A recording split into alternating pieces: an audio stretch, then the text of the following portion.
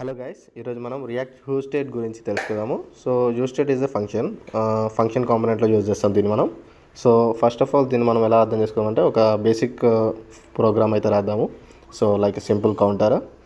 So let's write h1 equals to simple counter and ఒక variable తీసుకుందాము. So మనము variable assign చేద్దాం ఇక్కడ.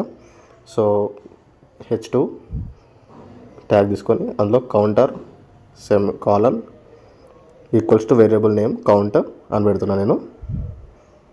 సో సిఓ ఏంటి డన్.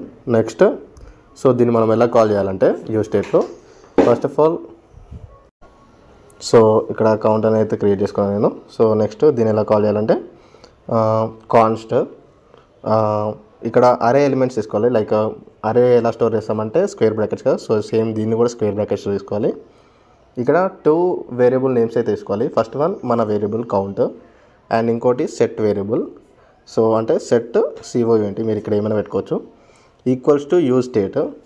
ఈ బ్రాకెట్ లోపల యూజ్ స్టేట్ ఆఫ్ బ్రాకెట్ లోపల మీరు ఇనిషియల్ వాల్యూ పెట్టుకోవాలి. నేను ఇక్కడ ఇనిషియల్ వాల్యూ 0 పెట్టుకున్నా. సో అక్కడ 0 వచ్చింది. సో ఇప్పుడు దీనికి మనము ఒక ఫంక్షన్ తయారు చేద్దాం ఇంక్రిమెంట్కి. సో నేను ఒక బటన్ తయారు చేస్తున్నా యాడ్. దాంట్లో function on click equals to increment. So increment.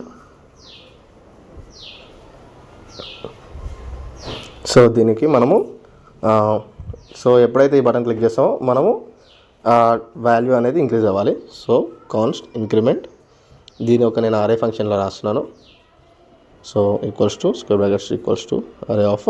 So దీంట్లో ఇప్పుడు మనం ఏం చేయాలంటే సో సెకండ్ వేరియబుల్ సెట్ అనేది తీసుకున్నాం కదా. So set count equals to set count of మన వేరియబుల్ +1. సో ఇది ఇంక్రిమెంట్ ఫంక్షన్.